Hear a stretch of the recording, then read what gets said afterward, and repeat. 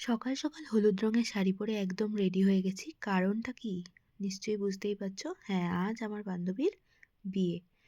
প্রথমে ওর বরের বাড়ি থেকে সমস্ত লোকেরা আসলো চলে, তত্ত্ব নিয়ে আসলো। আর ওকে হচ্ছে গিয়ে আশীর্বাদ করলো প্রথমে। তারপর যেহেতু এরপরে গায়ে হলুদ হবে, আমরা চলে গেলাম সবাই মিলে একজোট হয়ে জল ভরতে।